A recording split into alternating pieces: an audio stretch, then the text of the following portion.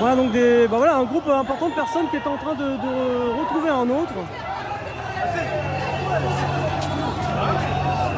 Et donc un nouveau cortège important qui est en train de se former au fur et à mesure des minutes, les manifestants qui sont en train de se regrouper à nouveau et d'avancer spontanément dans les rues de Paris. Bonjour, excusez-moi, je suis en direct sur vous, c'est possible d'avoir un petit mot avec vous? C'est Rémi. C'est bon. Salut. Salut. Voilà, nous expliquer, vous, parmi d'autres, pourquoi vous êtes là aujourd'hui. Écoutez, depuis un mois et demi, c'est un peu toujours la même chose. Après, franchement, qu'est-ce qu'on veut? C'est toujours la même chose. Enfin, ça fait presque 6 semaines qu'on répète la même chose et j'ai l'impression de répéter toujours la même chose. Mais on lâche pas. Et c'est l'essentiel. Et de voir qu'on est toujours aussi nombreux, franchement, ça fait plaisir. Qu'est-ce que vous réclamez, vous? C'est quoi les revendications qui vous viennent à l'esprit? Sincèrement, en fait, on dirait qu'ils sont en train de faire deux choses. Avant, il y avait les pauvres, la classe moyenne, etc. C'était bien réparti, en quelque sorte, la richesse. Et là, aujourd'hui, avec Macron, Macron, ça fait plus de 40 ans, mais bon, avec Macron, le constat, il est vraiment là. C'est qu'en gros, il veut faire les pauvres et les riches. Point barre, t'as 2 cases. Si t'es né dans la case des pauvres, tu pourras jamais être riche. C'est impossible de s'en sortir. Quoi qu'on fasse, quoi que les démarches ont fait, c'est toujours bouché, les portes sont toujours fermées. Par exemple, pour ma part, j'ai bossé plus de 10 ans. Aujourd'hui, je paye 240 € d'après tous les mois. Et pour rien, au final, j'ai dû démissionner parce que pas de place en crèche pour mon gosse. Donc finalement, j'ai pas le droit au chômage parce que j'ai démissionné, même si c'est par obligation. Et j'ai pas le droit au RSA parce que j'ai bossé. Donc limite... Attention, une voiture, attention à vous. Attention, voilà. Donc protège ce que j'interview parce que voilà, ouais, vous êtes concentré sur moi, c'est normal. Donc limite, on se dit, je fais quoi? J'ai pas le droit au RSA, j'ai pas le droit au chômage, donc je crève. Et en gros, c'est ça. Et franchement, c'est juste que c'est pas possible. J'ai bossé, j'ai cotisé, je continue toujours à cotiser cette année, malgré que j'ai plus rien, parce que l'année dernière, c'est calculé sur l'année dernière, hein, comme d'habitude, et que j'avais des revenus l'année dernière, pour au final, que dalle. Avec mon ex-mari, on touchait 5 000 € par mois, à nous deux, pour au final, après avoir tout payé, il nous restait 600. 600 De 5 000 €, c'est vrai que c'est pas mal, il y en a beaucoup qui aimeraient avoir ça. On se dit, c'est super, mais il nous restait 600 après. Je vis à Paris, c'est vrai que la vie à Paris est encore plus chère. C'est vrai, on peut dire, pour ceux qui nous regardent, la vie à Paris, voilà, un loyer à 15 mètres, 20 mètres carrés à Paris, c'est au moins 600 €. C'est ça. Donc du coup, mon loyer, il est à 1 000 €. Donc à un certain moment, on fait comment? Même quand on gagne notre vie, même quand on gagne bien notre vie, on s'en sort pas. Et 1 000 €, ça fait combien de mètres carrés? 1 000 €, sincèrement, sur Paris maintenant, certains quartiers, 1 000 €, c'est pour moi, je suis en banlieue parisienne, hein, et c'est 1 000 € quand même. Hein, je suis dans le 92 et j'en ai pour 50 mètres carrés. Voilà. Alors qu'ici à Paris, j'ai voulu revenir sur Paris pour donner une éducation parisienne à mon fils, par exemple. Bon, ça, c'est un choix perso. Par exemple, quand je cherchais un appart, 15 mètres carrés à des 1 000 €. Des 15 mètres carrés à 1 000 €, mais c'est pas possible. Ouais. Alors la moyenne c'est plus 600 ou 800 €, voilà, mais il peut y en avoir un peu parfois qui sont... Voilà, c'est ça. En général pour 1 000 €, on peut avoir du 25-30 mètres carrés. C'est ça, tout dépend des arrondissements. Ouais. Mais c'est vrai que franchement c'est trop cher. On dirait qu'ils vivent pas dans le même pays que nous, ils savent pas les prix. Genre 1 100 €, c'est comme là on me dit la taxe de carburant. Mais à 27 ans, j'ai toujours pas pu passer mon permis parce qu'on m'a fait un devis de 1 600 € le permis. 1 600 € alors que le SMIC il est à 1 100. À un certain moment, je fais comment? C'est pas possible. Donc franchement... S'il y avait un message aujourd'hui au président de la République, ce serait lequel? D'abord, personnellement, les mères célibataires d'abord. Les mères célibataires, etc. Parce que limite, même quand elles poussent par honte la porte des espaces insertion, de la CAF, des choses comme ça, on est traité comme de la merde. Moi, j'ai été traitée comme de la merde par une assistante sociale en disant « Oh, mais vous avez fait des études, vous êtes française, vous vous exprimez bien, vous êtes propre sur vous, c'est juste une mauvaise passe, vous allez vous en sortir, je crois en vous. » Et elle m'a renvoyée chez moi. Voilà, et pendant que d'autres, je suis pas facho, hein, je suis franco-algérienne, je suis pas du tout facho, mais je veux dire que pendant d'autres, qu'ils ont juste des titres de séjour et on leur donne tout. On leur donne tout. Pour vous, on donne tout à ceux qui arrivent et pas... Voilà, c'est ça. Et avec le pacte de Marrakech, ça va être encore pire. Je veux bien qu'on peut les aider, mais d'abord, voir la misère qu'il y a d'abord sur place avant de voir la misère qu'il y a ailleurs. Et franchement, c'est tout. Alors, vous parlez justement des mères célibataires. Il y en a beaucoup dans ce mouvement des Gilets jaunes. C'est vraiment une vraie, entre guillemets, problématique dans le sens où quand on est mère célibataire, pour boucler les fins de mois, c'est encore plus dur que pour d'autres personnes? Bah oui, parce qu'au départ, on a commencé notre vie en couple, donc 2 salaires, 2 revenus, et il suffit qu'il y ait un divorce au milieu de l'année, et bah après on se retrouve avec toutes les charges qu'on arrivait à payer à 2, à payer toute seule. Et quand on demande de l'aide, ah bah non madame, vous Et pour la garde de l'enfant par exemple, c'est pas alterné, il n'y a pas une...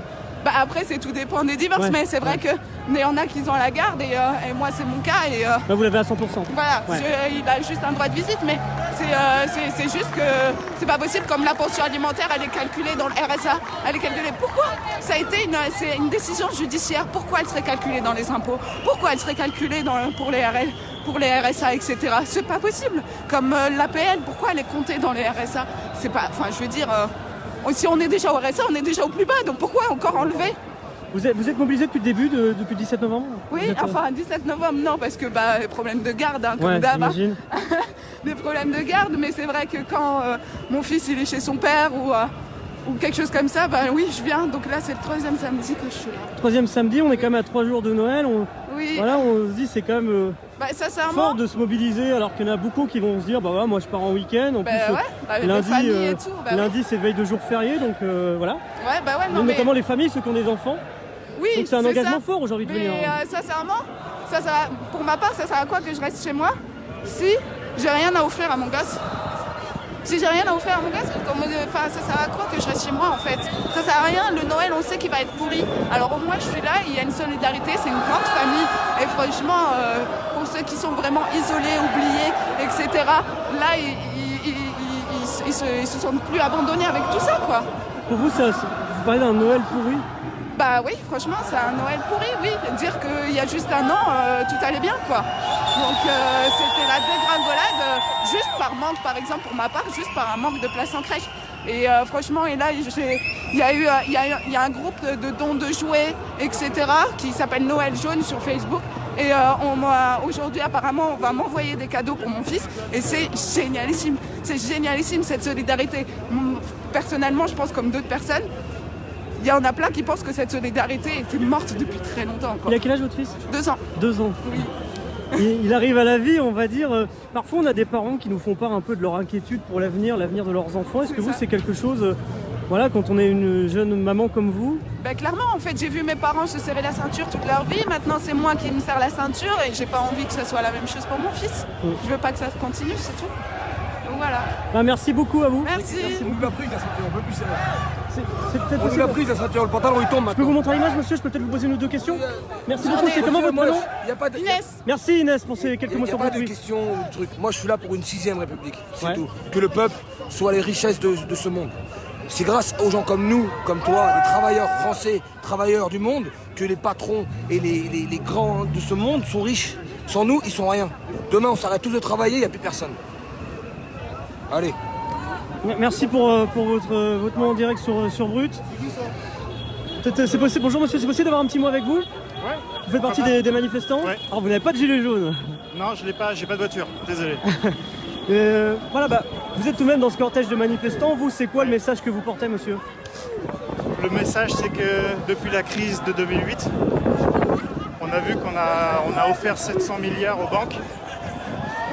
Les banques aujourd'hui elles prêtent autour de 20% aux entreprises, à peine. Et les 80% autres, en fait, elles les remettent dans la spéculation, dans les bourses, et ça tourne en rond. Aujourd'hui, on n'a plus d'instruments de pouvoir pour financer les hôpitaux, pour financer, etc. Tout ce qui est nécessaire à la vie quotidienne. Et on nous rabâche sans arrêt tous les jours que la dette elle va augmenter, 10 milliards c'est énorme, etc. Alors qu'en réalité, aujourd'hui, pour moi, on a un casse du siècle et qui est organisé politiquement. Et c'est ça la gravité aujourd'hui, c'est que c'est même plus les banques. C'est même plus les banques toutes seules. Aujourd'hui, on a un gouvernement qui devient l'instrument de ces mêmes banques. Et ça, forcément, ça ne peut que exploser aujourd'hui. Qu'est-ce que vous réclamez aujourd'hui au gouvernement? S'il y avait un message à faire passer, ce sera lequel, monsieur? Je pense que la première chose qu'on devrait faire actuellement, c'est un véritable audit sur les dettes publiques pour qu'on puisse enfin aller regarder qu'on puisse enfin aller regarder dans les comptes et qu'on voit où va l'argent des taxes et des impôts.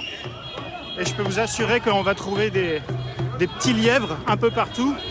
Parce que, par exemple, peu de gens le savent, mais on paye à peu près 40 milliards par an, ne serait-ce que pour les intérêts des banques. C'est incroyable. C'est-à-dire que vous avez quasiment le budget de l'éducation qui passe. Pourquoi? Pour des intérêts bancaires. Et si vous voulez, en fait, tout ça, ça devrait être normalement connu des Français et on ne le sait pas. Parce que tout est fait pour que les gens ne savent pas comment Permettez-moi, je vous interromps juste 30 secondes, on continue ensemble, c'est juste pour faire un petit point parce qu'on peut avancer ensemble. Hein. Juste pour montrer un peu où on est, en fait on est ici au niveau du Louvre. Donc le Louvre qui est ouvert aujourd'hui, hein. Je le montre à l'image parce qu'on l'aura plus dans quelques instants. Mais le musée du Louvre ici avec beaucoup de touristes, vous pouvez imaginer, puis en plus des conditions météo aujourd'hui qui sont très favorables. Il fait je crois à peu près 13 degrés, il pleut pas, enfin c'est très loin de ce qu'on a pu vivre la semaine dernière quand on a couvert l'acte 5 sur Brut. Je me retourne vers vous monsieur, excusez-moi, hein, c'était vraiment pour contextualiser où nous sommes actuellement. Vous expliquez notamment le fait qu'il faudrait réussir à tracer l'utilisation de cet argent public, c'est ça? Oui, parce que c'est totalement opaque, il n'y a rien de plus opaque que le budget français actuellement. Et on a, comme je vous ai dit tout à l'heure, on a quand même versé 700 milliards aux banques en 2008. On n'a pas un centime qui est revenu dans les écoles, on n'a pas un centime qui est revenu de la part des banques que l'on a sauvées. On n'a pas un seul centime qui est revenu dans les choses les plus élémentaires. Je veux dire, quand on a des hôpitaux, vous pouvez regarder tous les hôpitaux qui ont disparu, c'est toujours une question de on n'a pas le budget, on n'a pas le budget. Et moi je pense que c'est une fraude, je pense que c'est un mensonge énorme et que malheureusement, si on ne va pas sur ces questions-là, on va se disperser un petit peu disons, sur tout un tas de sujets qui sont intéressants. Mais je pense que le problème numéro un, c'est est-ce qu'on est prêt à payer une dette qui est de toute manière qu'on ne pourra jamais payer, tout simplement. C'est-à-dire que nos enfants, ils vont se retrouver avec une dette qui est illégitime. Et il y a déjà eu des audits. Le taux sur la dette. Il y a déjà eu des audits qui ont été faits, des audits citoyens qui ont été faits sur la dette française et qui ont prouvé que 60% de la dette française en fait était constituée de produits financiers qui n'étaient pas légitimes. C'est-à-dire qu'en fait, qui n'ont pas d'attachement direct à une valeur d'investissement dans les territoires. On a coupé des milliards dans les territoires. Si les gens dans les campagnes se révoltent, c'est parce qu'ils ont tout vu disparaître en très très peu de temps. En moins de 10 ans, on a vu tout disparaître. Voilà, ça c'est le message. Merci, j'étais attentif également sur ce qu'il disait parce que voilà, il y avait les manifestants qui sont en train d'avancer. Merci à vous. C'est comment votre prénom, monsieur? Cédric. Cédric. Et donc voilà, c'est la première fois que vous manifestez aujourd'hui? Vous avez été dans plusieurs... Je suis allé en fait dès la deuxième manifestation. Le 24 novembre. Ouais. Voilà. Je suis revenu quasiment à chaque fois. Merci pour votre témoignage. Donc justement, vous nous évoquez l'idée de la transparence fiscale. C'est un peu ça l'idée. Oui, parce que Bercy, je pense que si on allait tous à Bercy, là, je pense que là, il y a vraiment un tremblement de terre dans ce pays. Parce que soit à Bercy, soit à la Défense, ça, c'est les deux symboles en France d'une prise d'otage des Français. Voilà ce que je voulais dire. Là, finalement, les gens, ils vont pas... Enfin, là, a priori, j'ai pas l'impression qu'on se va ni vers la Défense, ni vers Bercy. Non, parce que forcément, toutes les rues sont bloquées. Et on essaye au maximum de bouger dans tous les coins de rue parce qu'on a été bloqué à quasiment toutes les intersections qu'on a essayé de passer. Donc on essaye de se retrouver sur des points. Et puis, c'est très organique. Il n'y a rien de... Enfin, je veux dire, rien n'est décidé, c'est un peu organique. Mais justement, je vous pose cette question, ça me permet de rebondir dessus, sur l'organisation. C'est vrai qu'en fait, ce matin, personne ne savait où ça allait se dérouler. Oui. C'est Éric Drouet qui, sur Facebook, a dit « venez tous à Montmartre ». Vous l'avez appris comment et comment vous êtes organisé pour retrouver le cortège? Exactement ce que vous venez de dire. En fait, c'est passé très rapidement sur les réseaux sociaux. Et en voyant qu'il y avait un certain nombre de personnes déjà, on est allé, tout simplement. Et puis je pense qu'il y a à peu près une grande majorité des gens qui sont là, qui n'étaient pas à Montmartre ce matin, mais qui se sont retrouvés en fait dans les ruelles. Et on se dirige, on ne sait pas vraiment où. Là, il y a les Champs-Élysées devant nous. Il y a les Champs-Élysées, il y a l'Assemblée nationale aussi, qui n'est pas très loin. Oui, voilà. Mais le but, c'est pas tellement d'aller secouer des barricades. Là, c'est vraiment d'essayer de regrouper un maximum de gens et d'éviter que ça tourne un petit peu à la faveur de ceux qui voudraient le chaos. Parce que c'est exactement ce qui est recherché aujourd'hui. On a bien vu, chaque fois que j'y étais, on nous a enfermés dans des ruelles. Et puis tout à coup, un mouvement de foule et puis c'était parti. Et ça, on veut pas... Quand c'était parti, vous dites c'est parti en quoi? En tension? C'est-à-dire qu'on a vu très vite, il y avait une certaine police qui essayait de créer de la tension, quoi.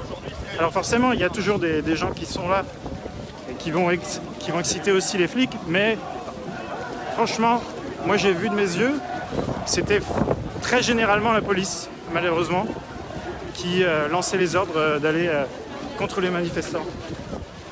Voilà. Merci encore pour votre témoignage. Voilà, on essaie de donner la parole à chacun, donc avec votre point de vue que vous nous avez expliqué. En tout cas, merci à vous. Merci Bonne à journée. vous. Merci beaucoup. Merci.